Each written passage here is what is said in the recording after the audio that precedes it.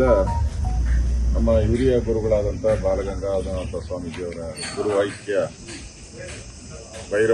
ಭೈರವೈಕ್ಯ ಮಂದಿರದ ಉದ್ಘಾಟನೆಗೆ ನಮ್ಮೆಲ್ಲರ ನೆಚ್ಚಿನ ಪ್ರಧಾನಿ ನರೇಂದ್ರ ಮೋದಿಜಿಯವರು ಬರ್ತಾ ಇದ್ದಾರೆ. ಕಾರ್ಯಕ್ರಮ ಅವರು ನಮ್ಮ ಪ್ರಧಾನಿ, ಅದರಿಂದ ಕಾರ್ಯಕ್ರಮ ಭಾಳ ಅಚ್ಚುಕಟ್ಟಾಗಿ ಆಗಬೇಕು ಅನ್ನೋ ದೃಷ್ಟಿಯಿಂದ ನಾನಿವತ್ತು ನಿನ್ನೆ ನಮ್ಮ ನಿರ್ಮಲಾನಂದ ಮಹಾಸ್ವಾಮಿಗಳಿಗೆ ಫೋನ್ ಮುಖಾಂತರ ಮಾತಾಡಿದ್ದೇನೆ. ಅವರು ಬರೀ ಕೇಳಿದ್ರು, ಬಂದು ನೀವು ಸರಿ ಅಂತ ಬಂದಿದ್ದೀರಿ, ಎಲ್ಲ ವೀಕ್ಷಣೆಯನ್ನು ಮಾಡಿದ್ದೀರಿ, ಒಳ್ಳೆ ರೀತಿ ತಯಾರಿ ಆಗ್ತಾಯಿದೆ. ಒಳ್ಳೆ ಆದಿಚುಂಚನಗಿರಿ ಮಠದ ಒಂದು ಸ್ತಂಭಗಳೇ ಹಾಗಾಗಿದೆ, ಆ ಥರದ ಒಂದು ಬ್ಯಾಕ್ಗ್ರೌಂಡ್ ಇರುವಂಥ ಒಂದು ಮಂಟಪವನ್ನು ವೇದಿಕೆ ಮೇಲೆ ಮಾಡಿದ್ದಾನೆ. ಸಾವಿರಾರು ಜನ ಕೂತ್ಕೊಳ್ಳುವಂಥ ಒಂದು ವ್ಯವಸ್ಥೆನೂ ಕೂಡ ಆಗಿದೆ, LED ವ್ಯವಸ್ಥೆ ಆಗಿದೆ. ಸೊ ನರೇಂದ್ರ ಮೋದಿಯವರು ಈ ಮಠದ ಬಗ್ಗೆ ಭಾಳ ಪ್ರೀತಿ ಇರ್ತಕ್ಕಂಥವ್ರು.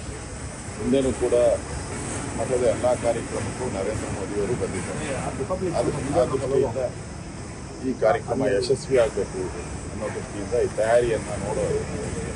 ತಯಾರಿಯಲ್ಲಿ ಏನೇನು ವ್ಯವಸ್ಥೆಗಳಾಗಿದೆ ಇವೆಲ್ಲವನ್ನು ಪರಮ ಪೂಜ್ಯ ಸ್ವಾಮೀಜಿಯವ್ರ ಜೊತೆ, ನಮ್ಮ ಚಿಕ್ಕ ಸ್ವಾಮೀಜಿಯವ್ರ ಜೊತೆ ಕೂಡ ಗುರು ಭೈರವ ಮಂದಿರಕ್ಕೂ ಭೇಟಿ ಮಾಡಿದ್ದೀವಿ.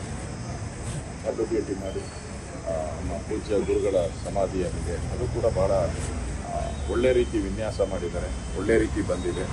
ಅದು ಕೂಡ ಭೇಟಿ ಮಾಡಿ ಸ್ವಾಮೀಜಿಯವರ ಟೀಚಿಂಗ್ಗೆ ನಮಸ್ಕಾರ.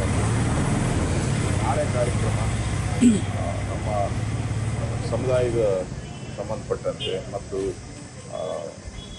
ಆದಿಚುಂಚನಗಿರಿ ಮಠಕ್ಕೆ ಸಂಬಂಧಪಟ್ಟಂತೆ ಒಂದು ದೊಡ್ಡ ಕಾರ್ಯಕ್ರಮ ಇದು, ಯಶಸ್ವಿ ಆಗಬೇಕು. ಆ ದೃಷ್ಟಿಯಿಂದ ನಾನು ತಯಾರಿಯನ್ನು ನೋಡೋ ದೃಷ್ಟಿಯಿಂದ ಬಂದಿದ್ದೀನಿ. ನಾನು ಕೂಡ ನಾಳೆ ವೇದಿಕೆ ಮೇಲೆ ನಾನು ಕೂಡ ಅವಕಾಶ ಮಾಡಿಕೊಟ್ಟಿದ್ದಾರೆ, ಮಠದಿಂದ ನನಗೆ ಸ್ವಾಮೀಜಿಯವರು ಅವಕಾಶ ಮಾಡಿಕೊಟ್ಟಿದ್ದಾರೆ. ಪ್ರಧಾನಮಂತ್ರಿ ಕಲೆಯಲ್ಲಿದ್ದನು ಕೂಡ ನಮಗೆ ಅವಕಾಶ ಮಾಡಿಕೊಟ್ಟಿದ್ದಾರೆ. ನಾನು ಕೂಡ ವೇದಿಕೆ ಮೇಲೆ ಇರ್ತೀನಿ. ಕಾರ್ಯಕ್ರಮ ಯಶಸ್ವಿ ಆಗಬೇಕು, ಅದಕ್ಕೋಸ್ಕರ ಎಲ್ಲರೂ ಕೂಡ ಯಾರ್ಯಾರು ಮಠದ ಅಭಿಮಾನಿಗಳಿದ್ದಾರೆ ಅವರೆಲ್ಲರೂ ಕೂಡ ಈ ಕಾರ್ಯಕ್ರಮಕ್ಕೆ ಬಂದು ಪೂಜ್ಯ ನಮ್ಮ ದೊಡ್ಡ ಸ್ವಾಮೀಜಿಯವರ ಆಶೀರ್ವಾದ ಪಡಿಬೇಕು ಅನ್ನೋ ಮನವಿಯನ್ನು ಕೂಡ ನಾನು ರಾಜ್ಯದ ಮೂಲೆ ಮೂಲೆಗಳಿರ್ತಕ್ಕಂಥ ಆದಿಚುಂಚನಗಿರಿ ಮಠದ ಭಕ್ತರಿಗೆ ವಿನಂತಿಯನ್ನು ಮಾಡ್ತೀನಿ. ಪಕ್ಕಾ ಪ್ರಿಪ್ರೇಷನ್ಸ್ ಆಗಿದೆ. ಈಗಾಗಲೇ ಚೇರ್ಸು ಇವೆಲ್ಲನೂ ಮತ್ತು ಪೊಲೀಸರು, SPG ಇವೆಲ್ಲ ಕೂಡ ಬಂದೋಬಸ್ತ್ ಆಗಿದೆ. ಕೊನೆಯ ಹಂತದ್ದು ಅವರು ಭೈರವ ಮಂಟಪನೂ ಕೂಡ ಇನ್ನು ಸ್ವಲ್ಪ ಪೇಂಟಿಂಗ್ ಏನೋ ಕಡಿಮೆ ಇದೆ ಮಾಡ್ತಾ ಇದ್ರು, ಅದನ್ನು ಸ್ವಲ್ಪ ಮಾಡ್ಬೋದು. ಇನ್ನೊಂದು 2 ಗಂಟೆಯಲ್ಲಿ ಅದು ಮುಗ್ದೋಗ್ತದೆ.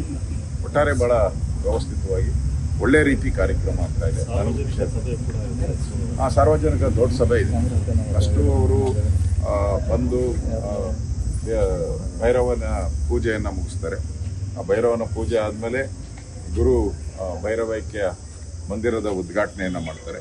ಅದಾದಮೇಲೆ ಅವರು ಸಾರ್ವಜನಿಕ ಸಭೆಗೆ ವೇದಿಕೆಗೆ ಬರ್ತಾರೆ. ಇಷ್ಟು ಕಾರ್ಯಕ್ರಮ ಇರ್ತಕ್ಕಂಥದ್ದು. ಸರ್, 2028ಕ್ಕೆ NDA ಮುಖ್ಯಮಂತ್ರಿ ಅಭ್ಯರ್ಥಿಯಾಗಿ ಕುಮಾರಸ್ವಾಮಿ ಅಂತ ಚರ್ಚೆ ಆಗ್ತಾ ಇದೆ. ನೋಡಿ, 2028ಕ್ಕೆ ಕರ್ನಾಟಕದಲ್ಲಿ ಬಿಜೆಪಿ ನೇತೃತ್ವದ ಸರ್ಕಾರ ಬರೋದು ಗ್ಯಾರಂಟಿ. ಬಿಜೆಪಿ ನೇತೃತ್ವದ ಸರ್ಕಾರ ಬರ್ತೈತೆ, NDA ನೇತೃತ್ವದ ಸರ್ಕಾರ ಬರ್ತದೆ. ಅದರಿಂದ ಇಲ್ಲಿ ಮುಖ್ಯಮಂತ್ರಿಗಳು ಆಗುವಂಥವ್ರ ಪಟ್ಟಿ ದೊಡ್ಡದಾಗೆ ಇದೆ. ಹೌದೌದು, ಪಕ್ಕ ಅದರಲ್ಲಿ ಏನು ಡೌಟೇ ಇಟ್ಕೊಬೇಡಿ. ನಾನೇ ಅದನ್ನೇ NDAನೇ ಅಂತ ಹೇಳಿದೆ. ಬಿಜೆಪಿ ನೇತೃತ್ವ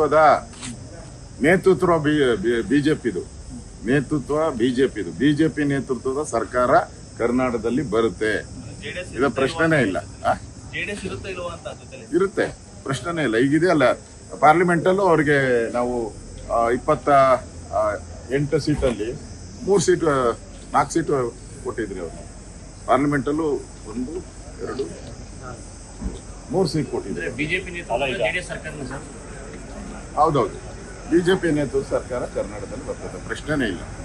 ಯಾರು ಮುಖ್ಯಮಂತ್ರಿ ಆಗಬೇಕು ಅನ್ನೋ ತೀರ್ಮಾನ ಮಾಡೋದು ನರೇಂದ್ರ ಮೋದಿಯವರು, ಅಮಿತ್ ಶಾ ಅವರು ತೀರ್ಮಾನ ಮಾಡ್ತಾರೆ. ಯಾಕಂದರೆ NDA ನೇತೃತ್ವದ ನಾಯಕತ್ವ ವಹಿಸಿರ್ತಕ್ಕಂಥವರು ನರೇಂದ್ರ ಮೋದಿಯವರು. ಅವ್ರು ಏನು ತೀರ್ಮಾನ ಮಾಡ್ತಾರೆ ಅದು. ಕುಮಾರಸ್ವಾಮಿ ಅವರೇ CM ಅಭ್ಯರ್ಥಿ ಚರ್ಚೆ ಆಗ್ತಾ ಇದೆ ಸರ್. ಆ ಥರ ಭಾಳ ಜನ ಚರ್ಚೆ ಮಾಡ್ತಾರೆ. ಎಲ್ಲರ ಹೆಸರು ಈಗಾಗಲೇ ಒಂದು 10 ಹೆಸರು ಬಂದಿದ್ದಾರೆ, ಮುಖ್ಯಮಂತ್ರಿ, ನಾನು ಮುಖ್ಯಮಂತ್ರಿ ಅಂತ. ಅದರಲ್ಲಿ ಹೌದು, ಬಿಜೆಪಿ ಆಶೀರ್ವಾದ ಇದ್ರೆ ನಾನು ಕೂಡ ಆಗ್ಬೋದು. ನರೇಂದ್ರ ಮೋದಿಯವರು, ಬಿಜೆಪಿ ಜನಗಳ ಆಶೀರ್ವಾದ ಇದ್ರೆ ನಾನು ಕೂಡ ಆಗ್ಬೋದು. ನಮ್ಮ ಥರ ಬಿಜೆಪಿಯಲ್ಲಿ ಬಹಳ ಜನ ಇದ್ದಾರೆ ಮುಖ್ಯಮಂತ್ರಿ ಆಸ್ಪರೆಂಟು, ಸುಮಾರು ಒಂದು 60 ಜನ ಮೇಲೆ ಇದ್ದಾರೆ ನಮ್ಮಲ್ಲೂ ಕೂಡ.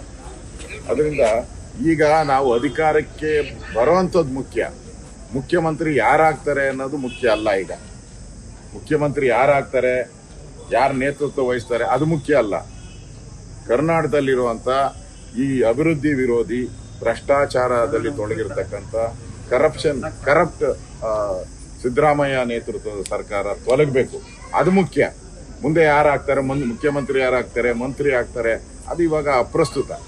ಆ ದೃಷ್ಟಿಯಿಂದ ನಮ್ಮ ದೃಷ್ಟಿ ಏನಿದ್ರು 28ಕ್ಕೆ ಬಿಜೆಪಿ ನೇತೃತ್ವದ ಸರ್ಕಾರ ಕರ್ನಾಟಕದಲ್ಲಿ ಬರುವಂಥದ್ದಕ್ಕೆ ಏನೇನು ಪ್ರಯತ್ನ ಮಾಡಬೇಕು ಆ ಎಲ್ಲ ಪ್ರಯತ್ನಗಳನ್ನ ವಿಧಾನಸಭೆ ಒಳಗಡೆನೂ ಮಾಡ್ತಾ ಇದ್ದೀವಿ, ಹೊರಗಡೆನೂ ಹೋರಾಟವನ್ನ ಮಾಡ್ತಾ ಇದ್ದೀವಿ. ಸರ್, ಇಂಡಿಯಾ ಮೈತ್ರಿ ಅಂತ ಹೇಳ್ತೀರಿ ಸರ್. ಈಗ ಮಂಡ್ಯದಲ್ಲಿ ಮಾಜಿ ಶಾಸಕರು ಒಬ್ಬರು ಹೇಳಿದ್ದಾರೆ, ಜೆಡಿಎಸ್ ಪಕ್ಷನ ಕಾಂಗ್ರೆಸ್ ಮತ್ತೆ ಬಿಜೆಪಿಗೆ ಅದು ಅವರ ಅಭಿಪ್ರಾಯ.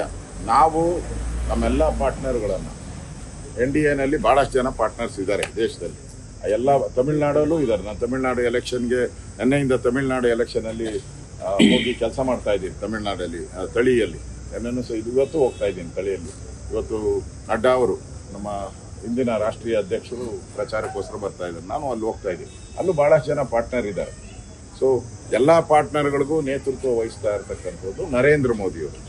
ಸೊ ನರೇಂದ್ರ ಮೋದಿಯವರ ತೀರ್ಮಾನ ಏನಿದೆ ಅದ್ರ ಪ್ರಕಾರ ಸರ್ಕಾರ ಆಗುತ್ತೆ. ಸರ್, ಸಿಎಂ ಬದಲಾವಣೆ ವಿಚಾರವಾಗಿ ಡೆಡ್ ಲೈನ್ ಕೊಟ್ಕೊಂಡೇ ಬರ್ತಾ ಇದ್ರಿ ಸರ್. ಈಗ ಮತ್ತೆ ಏನಾದ್ರು ಆತರ ಇದೆಯಾ ಸರ್ ವಾತಾವರಣ? ನನಗನ್ಸುತ್ತೆ ಈ ಡೆಡ್ ಲೈನ್ಗಳಿಗೆ ಈಗ ಬೆಲೆನೇ ಇಲ್ದಂಗೆ ಆಗೋಗ್ಬಿಟ್ಟಿದೆ. ಅಲ್ಲ, ನೀವೇ ಕೊಡ್ತಾ ಇದ್ದಿದ್ದು ಸರ್. ನಮ್ಮ ಪ್ರಕಾರ ನವೆಂಬರ್ 20ಕ್ಕೆ ಆಗ್ಬೇಕಾಗಿತ್ತು, ಮುಗಿದೋಯ್ತು, ಎಕ್ಸ್ಪೈರಿ ಆಗೋಗ್ಬಿಟ್ಟಿದೆ. ಅದೇ ಎಕ್ಸ್ಪೈರಿ ಆಗೋಗ್ಬಿಟ್ಟಿದೆ. ಈಗ ಮೆಡಿಸನ್ ಎಕ್ಸ್ಪೈರಿ ಆದ್ಮೇಲೆ ಏನಾಗ್ತದೆ ಹಂಗಾಗ್ಬಿಟ್ಟೈತೆ ಇವತ್ತು. ನೆನ್ನೆನೂ ಕೂಡ DK ಶಿವಕುಮಾರ್ ಅವರು ಖರ್ಗೆ ಅವ್ರ ಮನೆಗೆ ಹೋಗಿ ಮಾಡ್ತಿರೋ ಇಲ್ಲೋ ಅಂತ ಹೇಳಿ ಗಲಾಟೆ ಮಾಡಿ ಬಂದಿರೋದು ಮಾಧ್ಯಮದಲ್ಲಿ ನಾನು ನೋಡಿದ್ದೀನಿ. ಅದಕ್ಕೆ ಅವರು ಕಾಂಗ್ರೆಸ್ ಒಂದು ರೀತಿ ಕಳೆದ 2 ವರ್ಷದಿಂದನೂ ಕೂಡ ಸರ್ಕಾರ ಸತ್ತೋಗಿದೆ, ಅಭಿವೃದ್ಧಿ ಇಲ್ಲ, ಬರೀ ಜಗಳ, CM ಯಾರಾಗಬೇಕು ಅನ್ನೋ ಜಗಳ ಕಳೆದ 2 ವರ್ಷದಿಂದ. ಅದರಲ್ಲೂ 1 ವರ್ಷದಿಂದ ಅಂತೂ ಪ್ರತಿದಿನ ಈ ಜಗಳದಲ್ಲೇ ಸರ್ಕಾರ ಸತ್ತೋಗಿದೆ. ಈಗ MLAಗಳೆಲ್ಲ ಸುಮಾರು 30-40 ಜನ ಡೆಲ್ಲಿಗೆ ಹೋಗಿದ್ದಾರೆ. ಇಲ್ಲಿ ಸರ್ಕಾರ ಸರಿ ಇದ್ದಿದ್ರೆ, ಸರ್ಕಾರದ ನೇತೃತ್ವ ಸರಿ ಇದ್ದಿದ್ರೆ, ಪಾರ್ಟಿ ಅಧ್ಯಕ್ಷರಿಗೆ ಒಂದು ಸ್ವಲ್ಪ ಗೌರವ ಇದ್ದಿದ್ರೆ ಅವರೆಲ್ಲ ಯಾಕೆ ಹೋಗ್ತಾ ಇದ್ರು? DK ಶಿವಕುಮಾರ್ ಬೆದರಿಕೆಗೆ ಬಗ್ಗದೆ ಜಗ್ಗದೆ ಹೋಗಿದ್ದಾರೆ. ಅಲ್ಲಿ DK ಶಿವಕುಮಾರ್ ಆವಾಜ್ಗೆ 3 ಪೈಸದ ಬೆಲೆ ಕೊಡದೆ ಅಲ್ಲಿ ಹೋಗಿದ್ದಾರೆ ಅಂತ ಹೇಳಿದ್ರೆ ಅವ್ರು ಯಾವ ಲೆವೆಲ್ MLAಗಳು ಲೆಕ್ಕ ಹಾಕೊಳ್ಳಿ. ಕಾಂಗ್ರೆಸ್ಸಿನ